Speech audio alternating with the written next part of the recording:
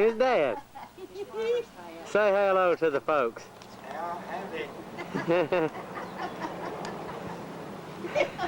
Jerry has recently been known as Cowboy Bill. Did you get his wood pile? Look at, see there, folks, he's talented too. Shake your foot, Jerry. Show him how to do that wonderful dance. Patty thinks something you're right from that foot. That's all, folks.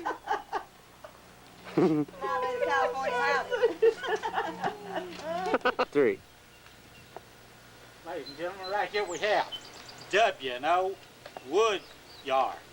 Hardwood, 18 loads right there, folks, going for a steal. I'm here to tell you steal $50 for a 3/4 ton load right here.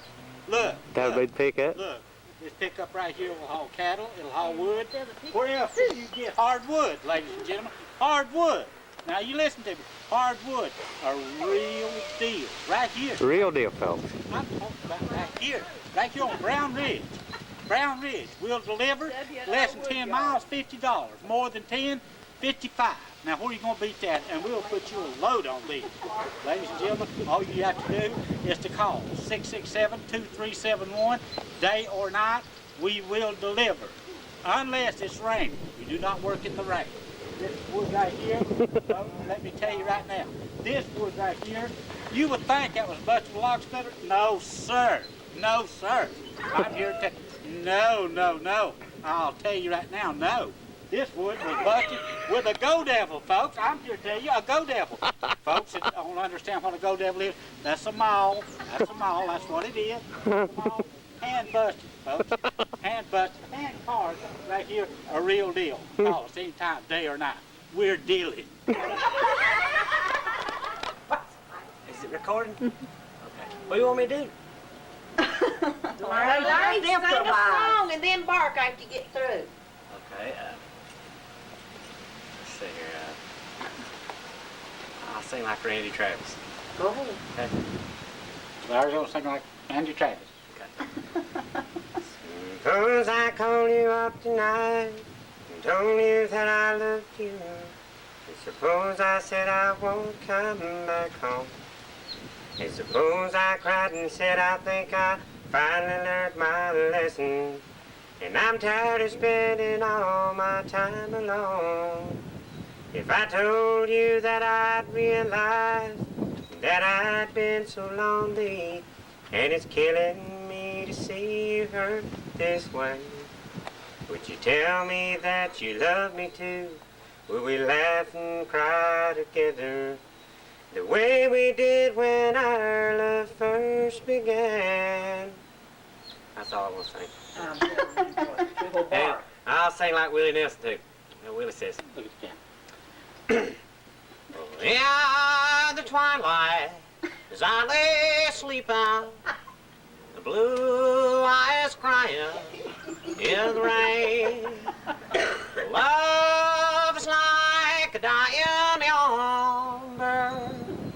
We'll go hand in hand again. Okay, now I'll sing for you. I'll sing for you. Julio. I'll sing like John Anderson. Okay, you ready? Julio. It all started at a corner table, sipping on a Jackie Cone.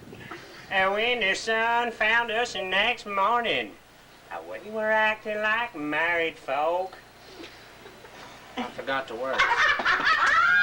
You'll never make it. Okay, now I'm gonna sing for you. Julio. I'll sing Julio and Willie. To all the girls I have loved before, who traveled in and out our door, well, I'm glad they came along. I dedicate this song to all the girls we've loved before.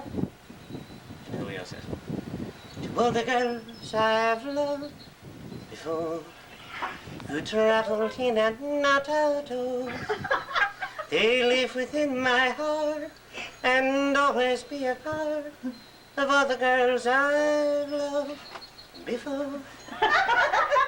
And We're on the track at Daytona, folks. Listen to We're this. on the track coming out of the third turn. Third turn. Talladega. They go.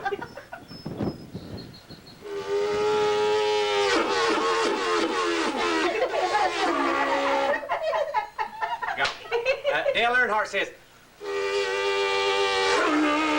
Bill Elliott says. Leave my Bill Elliott alone. Okay, and now I'll do Beetlejuice for you. Get back. Hey, what would a guy, an average Joe like myself, do for a good time? You know what I'm saying? It's been like 600 years. Where it says, Tony picks him up with his feet.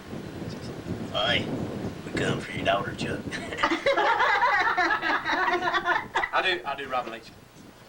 Who? Robin. I'm Robin Leach. Join us next week when we take a jaunty joyride to the great Jehovah, where we'll see a doorstep celebrities lost in luxury, and we'll see Jerry Osmond's estate. And his pet dog, Muffy. Come here, Muffy. Come here, Muffy. Okay, ready? This is a story that Andy Griffin told. He says, me and the boys went up to a college town to hold a tent revival, and we got there about 2 o'clock on Saturday, we did. And different ones of us thought that we ought to go get us a mouthful to eat before we started the tent revival, so we did. I got me a hot dog and a big orange drink. And before that I could get every mouthful of that hot dog or that big orange drink, this whole raft of people got me up to where I couldn't eat or talk to do no good. And I dropped my big orange drink, I did. Well, the crowd started to move, and friends, it weren't so much that I could do but move with it. And we went through these gates and signs and I don't know what all, and we come upon this boy who said, ticket please. I said, friend, I don't have a ticket. I don't even know where it is that I'm going. He said, well, just come on out as soon as you can. I said, I'll do her. I'll be right out. Well, the crowd parted, and I could see pretty good. I could. And I seen this pretty little green cow pasture, and some idiot that drove white posties and white lines all up and down. And I looked down at one end of that cow pasture, and 30 or 40 men come running out of one end of a big outhouse, and my side, they got up and hollered. Well, about that time, 30 or 40 men come running out the other end of that outhouse, and the other side, they got up and hollered. Well, about that time, these two convicts come running up and down and a blowing whistles. And friends, one of them convicts took out a quarter out of his pocket, and they commenced to odd man right there. Well, friends, I found out what they's odd manning for. Both groups of that and them men wanted this pretty-looking little pumpkin to play with. And friends, I know they couldn't eat it because they kicked it all day and it never busted. And one side would get that pumpkin and he'd make the others just as mad as they could be. And they'd kick one another and stomp one another and grind one another in the ground. And I don't know what all. And that boy who'd said, ticket please, said, friends, you're going to have to leave because you don't have a ticket. I said, I'll do her. And I got out of there. And to this day, I don't know what it was they was doing. But I've got some kind of an idea. I believe it's some kind of a contest where they see which one of them pretty little groups of men can grab that pretty looking little pumpkin and run from one end of that cow pasture to the other without either getting knocked down or stepping in something. Pretty little groups And, of men. I'll tell you another joke. How much more time you got? Won't you say something? Kim, I'll tell another joke. Come on here. This is by Jerry Clark. He said, now, Eugene was always known for lying. And the deacons and the pastor of the church all got together and they decided they was going to do something about Eugene lying. They went up to Eugene's house and knocked on the door. And they asked the preacher, said, what are we going to do? And the preacher said, we're going to make out the most outrageous, most bodacious, damnedful lie that's ever been told. Tell it to Eugene and maybe he'll see how bad it is. And maybe he'll quit that lying. And they knocked on the door and Eugene stepped out in his overalls and said, glad to see you, preacher, come on in. And the preacher stepped in and looked at Eugene and I and said, Eugene said, you ain't going to believe this. But last Lord's Day, the back doors of the church house opened up. And in stepped this big old brindle-colored grizzly bear. Whoa! What had the fur standing up on his back? And in behind that grizzly bear come this little black and white feist dog. And they come into the pulpit and commence to fight. Whoa! You never heard such a fight in all your life. Hair was a-flying, fur was a-flying, women was a-screaming, people was a-fainting. And after the hair quit flying and the fur quit flying, that little black and white feist dog had done whooped that big old brindle-colored grizzly bear. And not only had he whooped him, he had consumed him. And he looked at Eugene and said, Eugene said, you believe that? And Eugene said, heck yeah, I believe it. That is my dog. This Phil's race car. I'm going around it. Tell Phil climb in. Tell him come stand beside of it.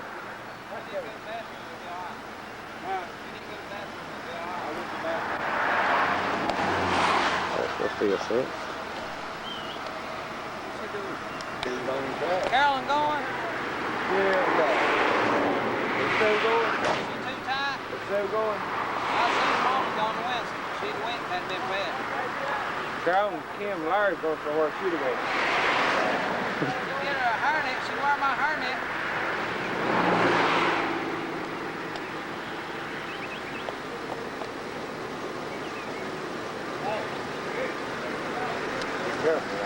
Huh? Back out in the road. Just do that. That's Johnny. That's Phil's brother. Johnny.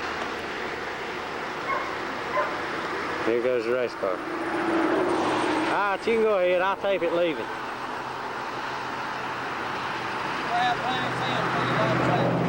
I got it. I got another tape in the car.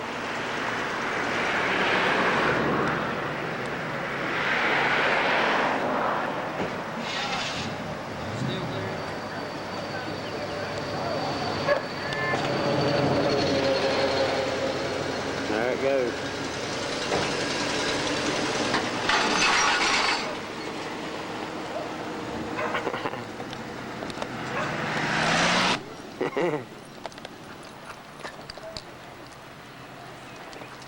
There's Chris.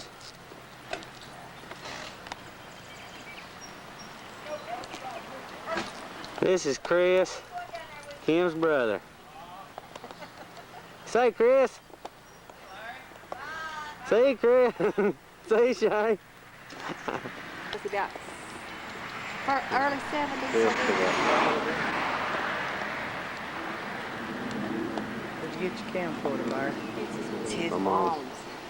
It's at one of them little jobs, ain't it? Yeah. Yeah. I want more. I went home to come off that. For his